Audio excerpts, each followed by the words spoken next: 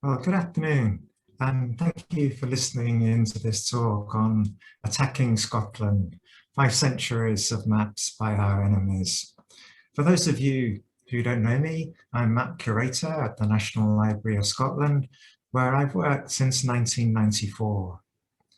My main job at the library has been creating and maintaining the National Library of Scotland's Maps website, where we now make freely available over 250,000 high-resolution images of historic maps.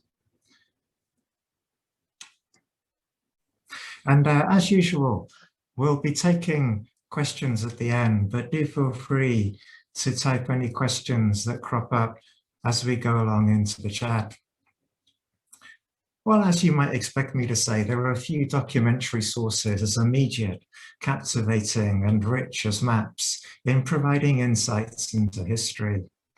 At a simple level, they offer us a basic graphic impression of a place at a point in time, but they can be interpreted at many deeper levels too.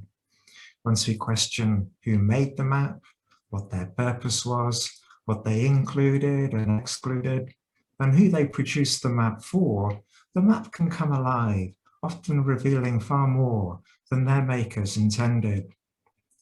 This particular map of Culloden, for example, might seem at first to be just a conventional battle plan. But when we look more closely, we can see that it is in French. And in fact, it offers us a rare Jacobite view of the battle by a French officer. Most surviving plans of Culloden were drawn by the winning Hanoverian side, and this map presents more of the strategic moves of the Jacobite army. These questions are central to this talk today, which uses 6 centuries of military maps by Scotland's enemies to examine Scotland's unique and fascinating military history. Who were the main countries or people that threatened Scotland? And we'll look in particular at the English in the 16th and 17th centuries. We'll whiz over to the Hanoverians and Jacobites in the 18th century before focusing in more detail at German and Russian military mapping in the 20th century. Some of the most detailed and frightening maps of Scotland were made by external aggressors, and their military maps were tools for occupation and control. I should say at the outset that my interests and knowledge focus more on maps than on warfare, and I've always had a certain ambivalence to military conflict.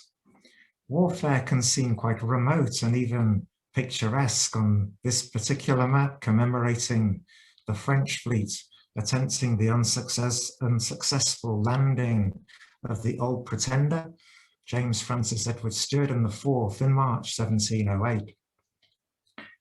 But in reality, I'm all too aware of the horror, the death, the destruction, and wasted resources caused by warfare. And the maps, in fact, show all these different facets of war.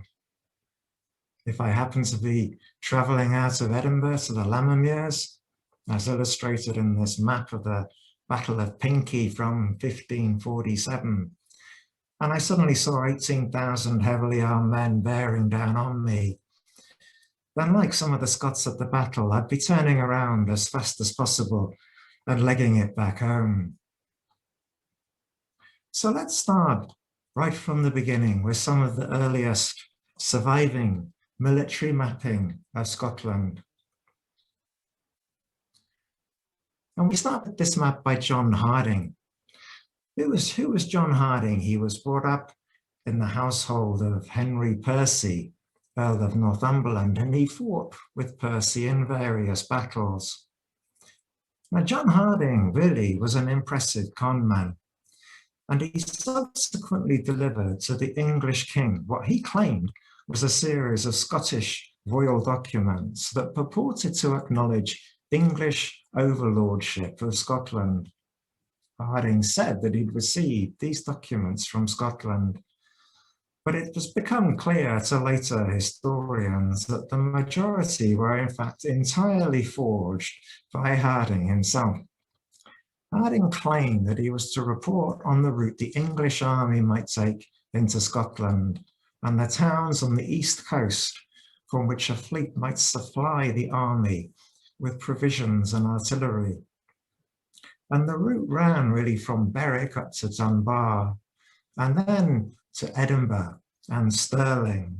We can see Edinburgh down to the lower right on this map, and Stirling to the centre right, with Dumbarton over here to the top right. And from there, his proposed route ran northeast to Falkland and St Andrews and Perth, all of which are clearly picked out on this map. And the idea was that the fleet would meet them at specific places en route. Harding's accompanying text make the military purpose of the map crystal clear. Now to express unto your noble grace the very way both by land and sea, with the distances of towns and every mile space through the chiefest part of all Scotland, to convey an army that you may take in hand. And Harding's main sources for his map appear to have been the written accounts of previous royal invasions by English kings, supplemented by direct personal observation. Although fortunately for Scotland, no English king ever acted upon Harding's persuasion, his map was important in making accessible in the minds of the English the space of another country to be conquered. The significance of his maps lies less really in their technical achievements, rather beautiful that they are, than in the representation of key topographic intelligence on enemy territory to allow its subjugation and control. And this is a theme we'll see again and again in these maps, coming up to the present day. This famous bird's eye view of Edinburgh from the northeast, from around a century later, records the horrific assault on Edinburgh in April to May 1544 by the English army of Edward Seymour, Earl of Hertford. This was part of the WWII, a period of invasions, occupation, and significant bloodshed that followed the Scots' rejection of a marriage that Henry VIII sought to impose between his son, the future King Edward VI, and the infant Mary, Queen of Scots. The bird's eye view is by Richard Lee, an English military engineer and architect who accompanied Lord Hertford on the Scottish campaign. And it shows, amongst other things, the English army entering Edinburgh, with troops marching under the English flag near Calton Hill in the foreground. It also names particular places. To the upper left, the text reads, the King of Scott's Palace, Holyrood Palace. There's also Edinburgh itself, and Edinburgh Castle, which is shown to the far right. Edinburgh's provost quickly offered to evacuate the town and give the English the keys, but the overture was quickly rejected. The attackers instead beat open the Netherbow port, which is clearly shown here with its twin turrets and gates, and proceeded with an attack on the castle, illustrated with the cannon facing the castle to the upper right. And when the castle failed to yield, the invaders turned to ruinate and destroy the said town with fire. Ironically, they burned so many buildings in so many places that the smoke forced them to quit the town and return for further pillaging after the air cleared. Neither the walls nor the suburbs was left any one house unburned. Now, this was really just the beginning of several years of English aggression. The Battle of Pinkie was the last pitched battle fought between the Scottish and English armies on the banks of the River Esk, southeast of Edinburgh, on the 10th of September, 1547. The Duke of Somerset marched around 18,000 men north from Berwick, supported by an armada of 80 ships. The Scots army was even larger, perhaps between 20 and 30,000 men, but less well armed. This painting by John Ramsay on 5 panels shows the consecutive phases of the battle, and it's thought to be a copy or perhaps an artist's preparatory sketch for a commemorative painting honouring the Duke of Somerset. Ramsay served with Somerset, and the 5 scenes show, first of all, on the far left, looking at the far left up here, and this detail from it, a cavalry skirmish that happened the day before on the 9th of September, with Inveresk Church in the foreground. And then in the middle, the English army in order of battle, with the Lord Protector Somerset appearing here to the top, moving towards the Scottish army and passing Inveresk Church in 3 divisions. Pinkie House is also in the near foreground. And then as we move further over to the far right-hand side, there's the route of the Scots fleeing towards Arthur's Seat and Edinburgh, just peeping through to the right of Arthur's Seat. Perhaps around 6,000 people were killed and 1,500 taken prisoner. But whilst this was a dreadful defeat for the Scots, Somerset had failed in his central mission of trying to force the Scots to accept the marriage of Henry VIII's son Edward to the infant Mary, Queen of Scots. But this was not before a number of other military events. At the same time as Pinkie, the English also attacked southwest Scotland, attempting to create an occupied military zone or pale in Scotland, as they had successfully done in Calais. And this map looks towards the Solway that appears at the very top of the map in the southeast. It's looking very much with south, if you like, at the top of the map, and the main strongholds that were taken over by the English between September and November 1547. It centred on Castle Milk, which was taken on the 10th of September 1547 by an English force under Lord Wharton, Warden of the West Marches. The next day, Scottish forces in Annan Steeple submitted. Annan's just appearing above Castle Milk and in this inset on the left-hand side. And the town was badly damaged. There's a little bit of text saying Annan town destroyed. By the 17th of October, Dumfries on the right-hand edge had been taken, and other towns nearby surrendered into English hands.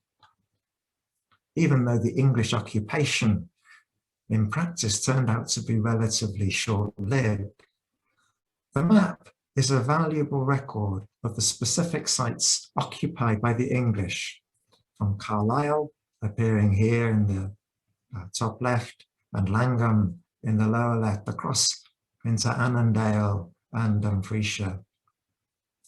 And the plan is by Thomas Pettit, a military engineer working for the English, and he was also surveyor of Calais from January 1546, a post he held well into the 1550s. And this top secret plan, visualizing these areas of English occupation, was presented to Edward Seymour, Lord Protector Somerset, in December 1547. Now, following the decisive English victory at Pinkie, the Scots looked to France for assistance, and from 1548, French forces arrived, eventually numbering 8,000 men, with some stationed in Leith. In April 1560, English troops began trying to force them out of Leith by constructing trenches and siege works around Leith, assisted by some Scots Protestant forces. This wide-angled perspective view from the archives of Petworth House in Sussex records the detailed positions of mines and artillery on the day of the French defenders' capitulation, which is on the 7th of July, 1560. And what we're looking at here is a bird's-eye perspective view of Leith in the foreground, with its fortifications around it, the mine works constructed by the besiegers, with Edinburgh and Arthurseat in the far distance. And the siege works began in the east near Loch End and Restalrig, shown at centre left. They were extended westwards to Pilrig by late April and reached Bonington in early May, a length of 2 miles. The English also constructed 2 temporary fortlets, each about 3 acres in extent and both square, with 4 corner bastions. These were known as Mount Pelham. You can see this over here on this side, to the left or to the east of Leith, and Mount Somerset, just above or south of Leith. And the mounts were built about 13 feet above the surrounding ground, which helped their artillery to fire into Leith at ranges in excess of 1/4 of a mile. And remains of these mounds can still be seen today on Leith Links and in Pilrig Park. In the end, following an unsuccessful attempt to breach the walls, peace talks culminated in the Treaty of Edinburgh, which secured the withdrawal of French and English troops from Scotland. And the map we're looking at by Richard Lee, who we met just earlier, England's chief military engineer, has been ranked as one of the most immediate of all records of the siege. And it's an interesting combination of scale plan in the foreground with a pictorial bird's eye view in the background. At this time, in the mid-16th century, the new style of overhead scale plan that we're so familiar with today was being introduced into Britain by the Italians, but it took time to gain acceptance, and the conventional bird's eye view for long remained the more familiar and accessible mode of presenting places. Now, until the union of the crowns between England and Scotland in 1603, border raids and violence on both sides of the Anglo-Scots border were a constant feature of life. One of various surprising things, I would say, that President Trump has taught us is that there are few things as important as building a wall on your border for any self-respecting country. And this map by Christopher Dacre, who lived in dangerous country just on the English side of the border east of Carlisle, is a fine example of an imagined defensive work never constructed. In the early 1580s, when the threat of war with Spain loomed large, Dacre served on a special commission to survey defences along England's dangerous border with Scotland. And his solution to the problem was a new, grander Hadrian's Wall running right across the country from the Solway over to Walk on the Tweed, built to use and withstand modern artillery, rather like Berwick-upon-Tweed's massive mid-16th century town walls that had just recently been completed. And the proposed wall, what he called the Fortifications Royal, would be 60 feet thick, with fortlets every mile. Perhaps it's just as well that Donald Trump had lowlier ambitions. The fortlets were self-contained garrisoned villages with artillery defences, ramparts and ditches.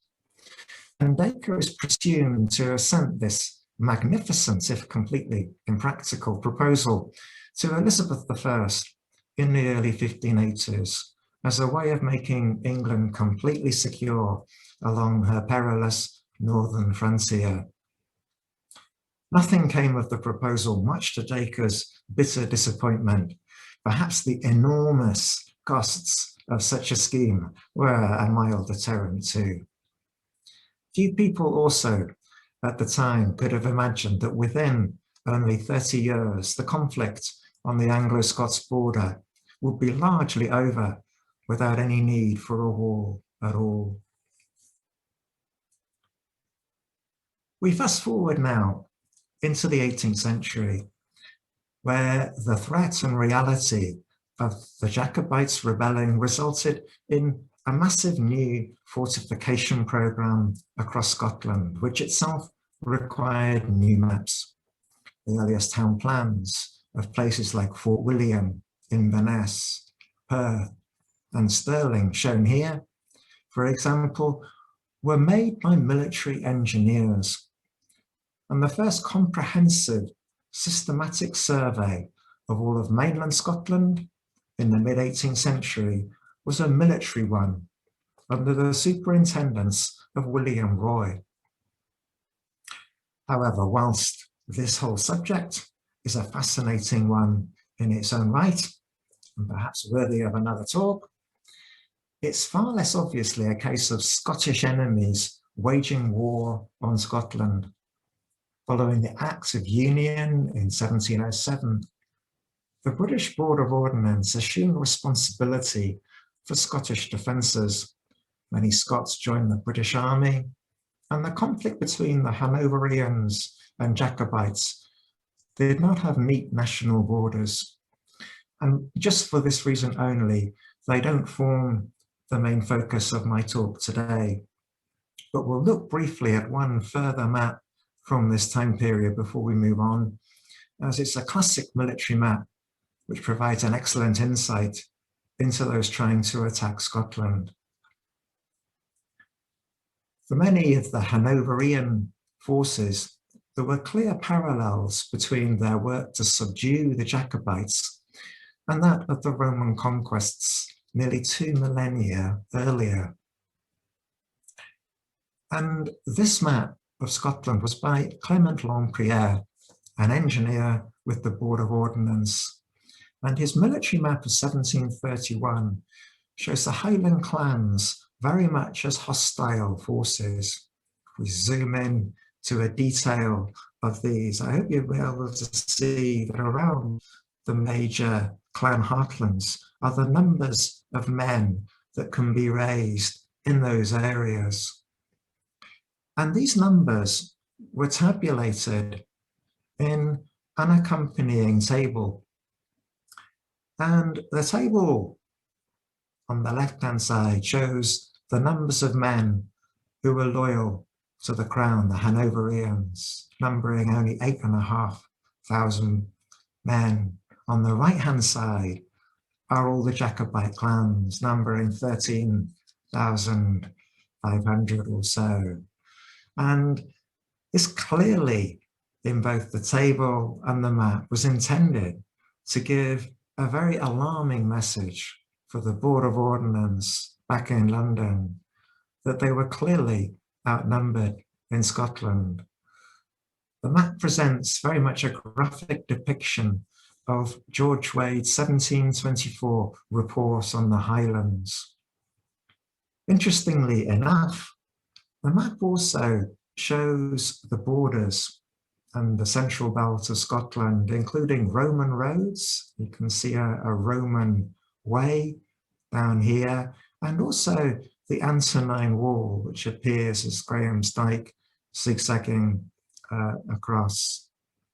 In other words, features that had no current military value, but indicative of how the military strategy at the time to conquer the Scottish clans was based on very successful military antecedents.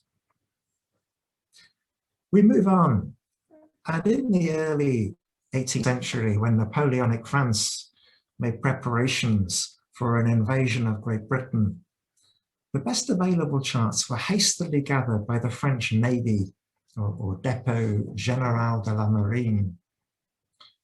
Just as an aside, now this chart was published in the year 12X11 of the new French revolutionary calendar, which dated from the foundation of the Republic in 1793, and would actually be abolished only 2 years after this map in 1805 to 6. Some of the Dépôt de la Marine charts were based on far more recent surveys than others. And if we move to look at Shetland, the most useful chart they could lay their hands on had originally been drawn 60 years earlier by an English mariner, Thomas Preston. And so what we're looking at here is a French chart of 1804, copied from an English chart, which itself includes both Dutch and French and Norn captions and place names, as we see over here on this right-hand side, Nos Head or Hanglip de Hollandais. It's a strange amalgam of lots of languages. So a very, very out-of-date chart from 60 years earlier, and perhaps fortunately for Shetlanders, as well as perhaps for the French too, given how dated the chart was. Napoleon, in the end, turned his attention to the east to invade Russia instead of Britain. Now we fast forward again through time, now jumping right forward to the Second World War. And some of the more detailed and frightening maps of Scotland were made by the German army, who needed to gather topographical information on Scotland as best they could through espionage and intelligence gathering. Following the successful German invasions of Poland, Norway, and France from 1939 to 40, Hitler's attentions turned to Britain. And for the Germans under wartime conditions, the easiest way of assembling detailed mapping quickly of large geographical areas was by capturing enemy mapping and overprinting it with relevant military information. And the Germans did this very successfully, both with British Admiralty charts, as we're looking at here, of Peterhead, as well as with Ordnance Survey maps. This map, in its main content, is a direct copy of British Ordnance Survey mapping, and the Germans translated the title, translated various marginal information, as well as the information on when the map was surveyed and published, this one faithfully recording in German the publication by Ordnance Survey's Director General, Colonel E.M. Jack. And significant resources were devoted to planning a possible invasion of Britain, particularly in research and documentation, with maps, photographs, and detailed written reconnaissance. The German Army's military intelligence volumes gather together photographs, sometimes from aerial reconnaissance, and others from pre-war pictured postcards, which collectively give an excellent impression of the landscape and terrain that the Army or Air Force might find itself in. This air photo of the Forth Bridge, for example, gives details of the distance between the two bridges and the height above the water of this key infrastructure target. Whilst the neighbouring view of Bowness correctly refers to it as a coal exporting port 7.5 miles above the Forth Bridge. The positions of both of these photos, as well as the practicability of the coast for landing, were also shown in accompanying maps. So the positions are shown by the number 102 and and 103. And you can see over here on the right-hand side that coasts highlighted in green were practicable for landing, whereas the coasts highlighted in red were cliffs or impracticable coasts. And this is a standard ordnance survey map published in the 1930s, captured by the Germans and then quickly overprinted with their own military information.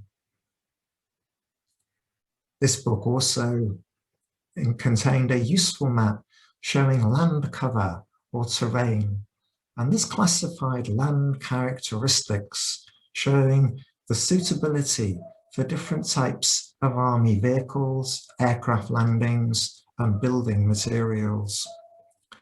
The main lines of roads and railways are shown in black, with black continuous and dashed lines respectively. And already the invasions of Norway, Belgium, and France had shown how vital this kind of ground terrain information was, particularly for tanks. And at a glance, the map allows an army commander to assess this. This German military map of 1941 is overprinted with colour and symbols to pick out bombing targets in and around Edinburgh. These include railway stations, bus depots, hospitals, bridges, and a range of industrial targets, as well as even targets such as the Old College of the University of Edinburgh and the National Museum on Cambridge with art collection, cultural monument. The accompanying key provides an explanation in German for the symbols for particular types of target. We move on the West End and Gorgie. This is a concentration of particular targets, including the power station, shown here with the symbol in Dewar Place, a sawmill over near Haymarket, and also various other industrial facilities, including a distillery, a brewery, a biscuit factory, all of which were highlighted with special symbols. And as we've just seen, a standard pre-war ordnance survey map was used. In this case, it's a 6-inch to the mile map at about 1 to 10,000 scale, reduced down to 1 to 15,000. Some of the target information was really already there on the map and was simply translated from English into German, but much of it was supplied by other forms of reconnaissance, including espionage, rectified aerial photography, and also the use of published trade directories. Fortunately for Edinburgh, it didn't in fact suffer major damage during the Second World War, especially compared to Clydebank and places like Greenock. But between 1940 and 1942, there were at least 14 recorded bomb attacks on Edinburgh, which killed 18 people and injured more than 200. And the map provides a reminder of some of the dangers of life in wartime Edinburgh, as well as the vital role of enemy mapping for both sides, whether captured in the field or purchased by German tourists in the pre-war period. Now we move on to our last major category of mapping, and that's Russian military cartography, which was impressive in every way. It's really only since the 1990s that fuller details of its scale and global reach have emerged outside of intelligence circles in the West. At its height, it's estimated that 35,000 staff were employed in map-making work by the Soviet Army Cartographic Department, and more than 1 million separate maps were produced. It's a phenomenal scale of operations, an institution 18 times larger than Ordnance Survey ever was at its height. And the Russian army gathered information eclectically from a wide range of sources.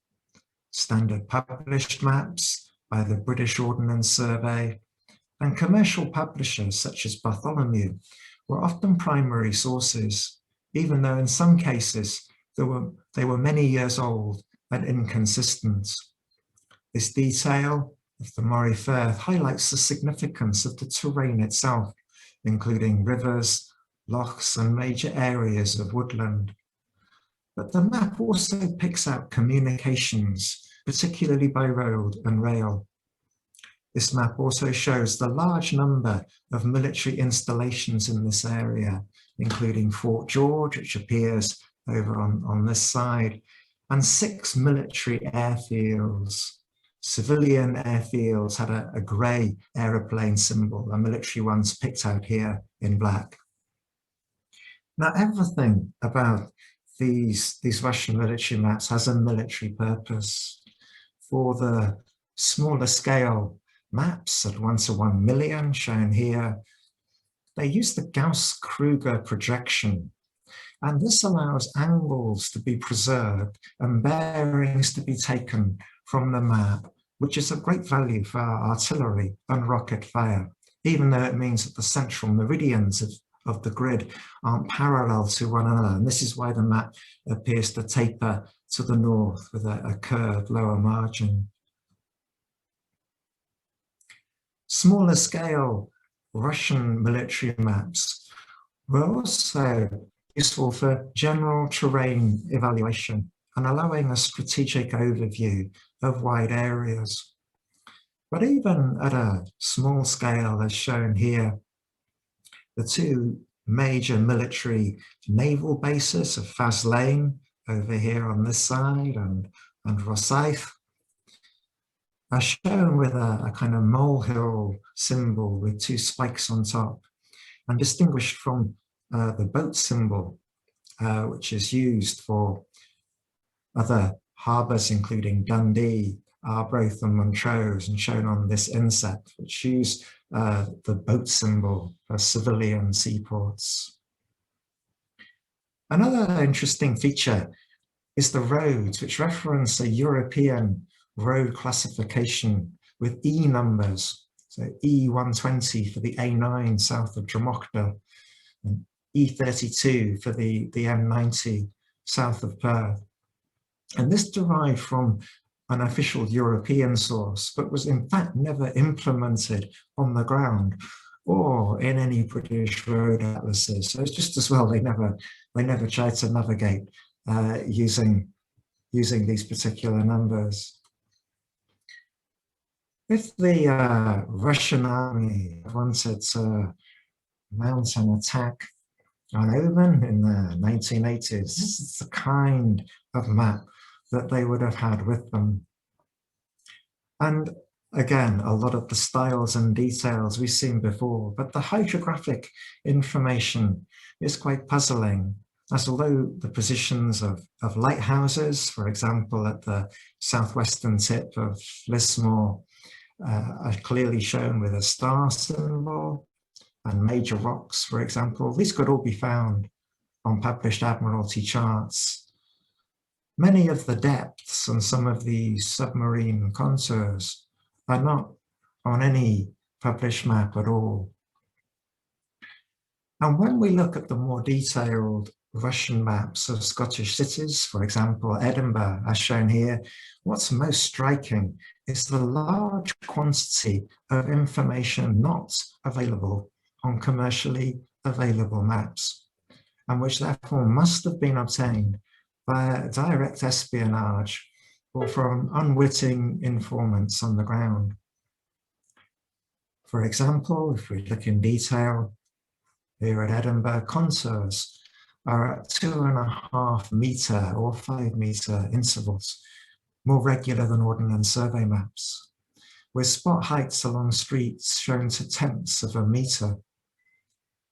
Most streets, significant buildings and regions are named, with buildings listed on an accompanying sheet and colour-coded, military in green, administrative or educational in purple, industrial in black, than residential and brown, giving really quite an aesthetically pleasing result, despite its sinister origins and potentially violent then purposes. It's in fact hard to find real evidence of features that could only have been recorded by ground reconnaissance. But this detail from the same map further out of the Riccarton campus at Heriot-Watt University shows this. This was an area of recent development in the 1970s. And you can just see on this map the widths of particular roads as 5 meters appear on both sides. The first phase of academic buildings opened in 1974. And the Russian map captures the situation a few years later. But these distances couldn't easily have been obtained from any other map source. Moving further north to Aberdeen. Aberdeen found itself mapped by the Russian army in 1981. And this again was no ordinary street map, but a very detailed repository of topographic intelligence. Precise measurements were included of many features, such as widths and lengths of the Victoria Bridge and the Wellington Suspension Bridge over the Dee. Those are these two bridges down here. Whilst between the two, the width of the Dee was also measured. As for Edinburgh, buildings were colour-coded by their function. Green contour lines curve across the map at very regular 5-metre intervals with frequent spot heights on the land and depths in the harbour. A set of 58 important objects were also numbered and named in the accompanying key. In terms of names, foreign names were transliterated phonetically so that the non-Russian speaker could understand them when spoken, which was quite an interesting approach. It theoretically enabled Russian speakers to be understood by locals, but would have been of no help for those Russians trying to understand names on streets or road signs on the ground. The military purpose behind the map is also clear from its accompanying spravka, which was a detailed written geographic description of the city. And for a city such as Aberdeen, this is quite a lengthy document, 1,800 words, covering the physical geography, geology, soil and relief, the climatic conditions, transportation and communications, water supply, sewerage and utilities, its economic base and chief industries, medical institutions, notable buildings, and overall layout. It makes fascinating reading, not only for how detailed, informative, and accurate it is, but also for the particular features recorded of clear military value. Amongst other things from this, we learn that the landscape around Aberdeen is dissected by deep river valleys that are the major obstacles for non-road mobile machinery, just in case you want to cruise around in non-road mobile machinery. The coastal area north from Aberdeen is suitable for amphibious landing, and numerous stone pits, mainly granite, in Aberdeen suburbs can be used as shelters. But perhaps most significant of all, we read that Aberdeen Seaport, located in the estuary of the Dee River, is the major maintenance base for oil deposits in the North Sea. A 6-metre deep entrance channel leads to the port. Dockage facilities can provide complete overhaul of vessels, including destroyers. So, in terms of further reading, if you're interested in reading further about these maps and don't already have enough to lie awake worrying about, you might know that for further detail on these maps, I can throw modesty aside and suggest Scotland Defending the Nation, which was published in 2018. But what can we say by way of conclusion? Really, these recent Russian military maps of Scotland may seem a long way from John Harding's map we began with in the mid-15th century, but in fact there are many close connections. The nature of warfare and military technologies may have changed beyond all recognition, but maps still provide a crucial role for those attacking Scotland. They contain key topographic intelligence which may be useful and which may confer real or perceived advantages for those using them.